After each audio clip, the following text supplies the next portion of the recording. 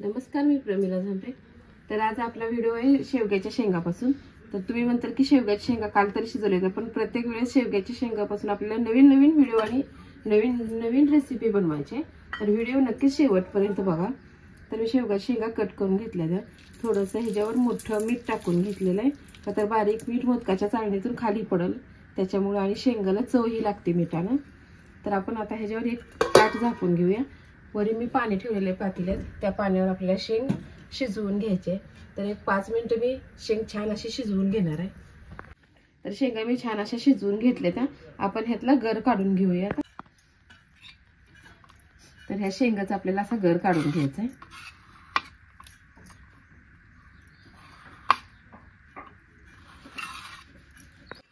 तर मी शेवग्याचा गर काढून घेतलेला आहे।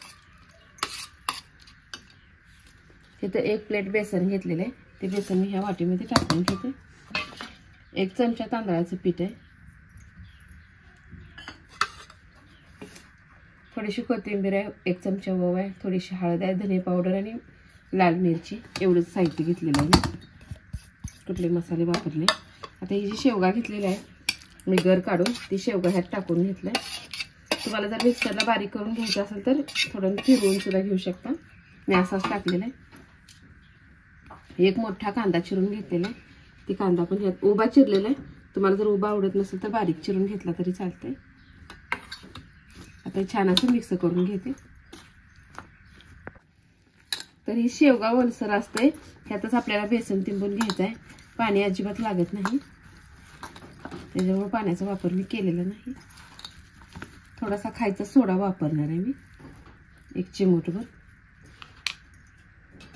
त्याच्यावर 1 चमचाभर पाणी घेतले, का तर सोडा मिक्स होण्यासाठी। छान असं मी पीठ तिंबून घेतलेलं आहे, पाण्याचा वापर केलेला नाही। थोडं चवीनुसार मीठ टाकून घेतले।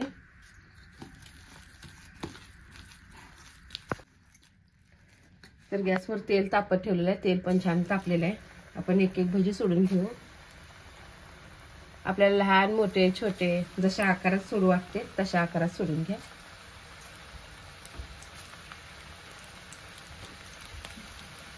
छान असं मी भजी तळून घेतलेत।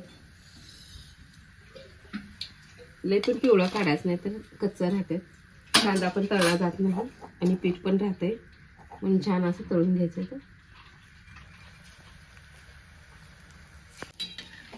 तर राहिलेले पण भजी मी तसंच तळून घेतलेलं आहे, त्याला पण एका प्लेटमध्ये काढून घेते।